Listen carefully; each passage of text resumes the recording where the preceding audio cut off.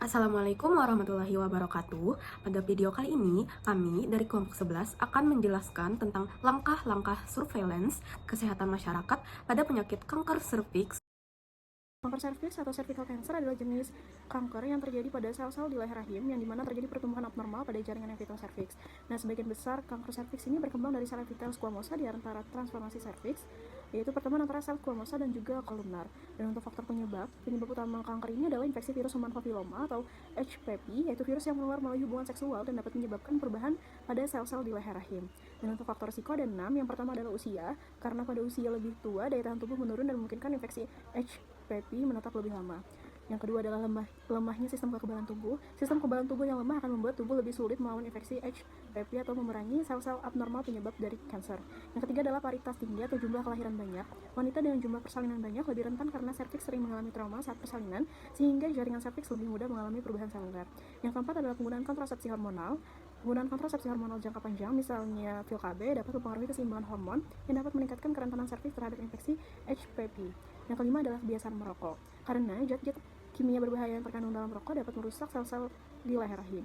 Yang keenam adalah kegiatan seksual yang tidak aman. Wanita yang melakukan kegiatan seksual tidak aman seperti bergonta-ganti pasangan atau berhubungan tanpa pengaman, ini memiliki resiko lebih tinggi terkena HPV. Artinya resiko mengembangkan kanker serviks di kemudian hari juga lebih besar. Tujuan dari surveillance kesehatan masyarakat yaitu untuk mendeteksi dan merespons cepat masalah kesehatan, mencegah penyakit, mengendalikan penyakit menular, dan menginformasikan pengambilan keputusan untuk meningkatkan kesehatan populasi. Selanjutnya, pengamatan dan inti surveillance. Terdapat 7 tahapan inti surveillance yang ada di Indonesia. Yang pertama, pengumpulan data risiko dan pencegahan primer.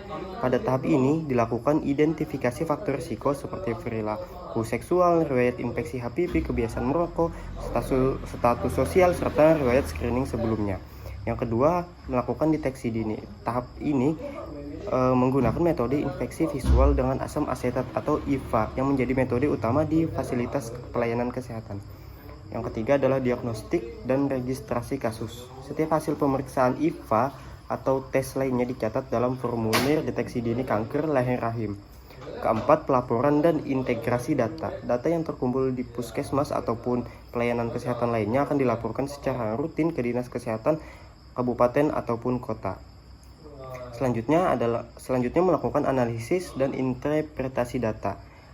Hal ini dilakukan untuk menilai makna dari hasil analisis dan mengkaitkan dengan faktor-faktor yang mempengaruhi seperti perilaku masyarakat, ketersediaan tenaga pemeriksa, dan lain-lain. Selanjutnya yaitu respon dan tindak lanjut. Kasus yang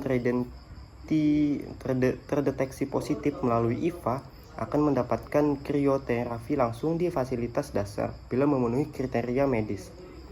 Lalu yang terakhir adalah evaluasi dan umpan balik. Evaluasi dilakukan secara berkala untuk menilai kinerja program surveillance. Indikator yang dinilai meliputi cakupan perempuan yang di-screening, proporsi hasil IVA positif, jumlah kasus yang mendapat tindak lanjut, serta ketepatan pelaporan hasil.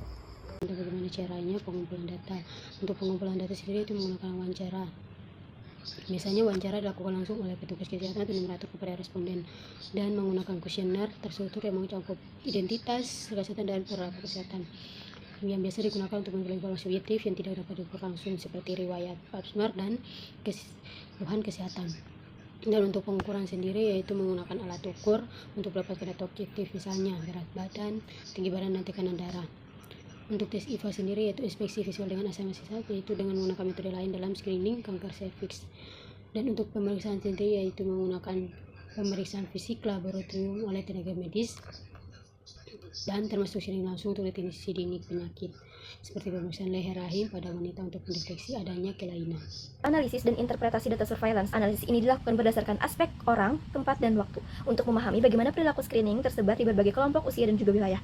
Baik, kita mulai dari aspek orang. Nah, berdasarkan usia, kelompok dewasa awal dan akhir itu paling banyak melakukan screening, yaitu sebanyak 30,6% sampai dengan 33,6%. Sementara remaja dan lansia jauh lebih sedikit, yaitu 5,3% dan 11,4%. Hal ini bisa disebabkan oleh rendahnya kesadaran, pengetahuan atau persepsi risiko, terutama pada usia muda yang belum menikah dan usia tua yang merasa sudah tidak berisiko. Nah, berdasarkan pendidikan, perempuan berpendidikan tinggi aktif melakukan screening yaitu sebanyak 16,8%, sedangkan yang tidak sekolah hanya 3,9%. Hal ini menunjukkan adanya pengaruh besar dari literasi informasi kesehatan.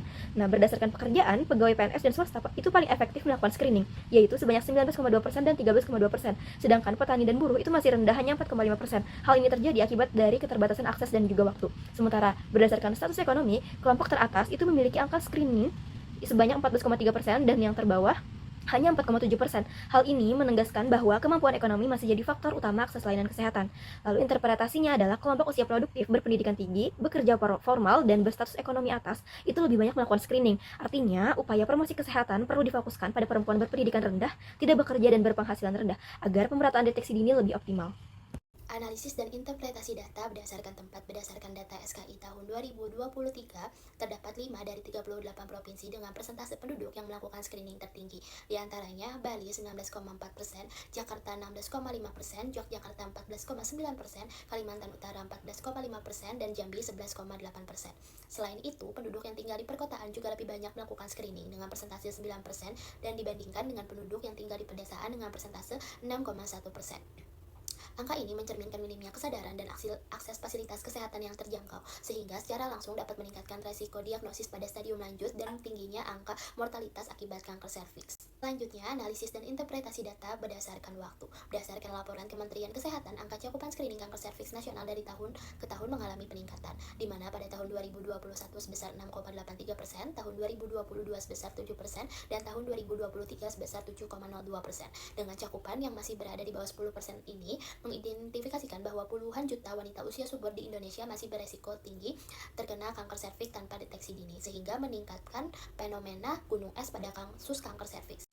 Diseminasi informasi merupakan kegiatan yang bertujuan untuk menyebarluaskan pengetahuan sehingga dapat memberikan gambaran tentang besarnya masalah, faktor penyebab, serta dampak dari suatu penyakit. Proses ini juga membantu dalam memahami kecenderungan situasi kesehatan dan menjadi dasar dalam pengambilan keputusan ataupun tindakan penanggulangan yang tepat.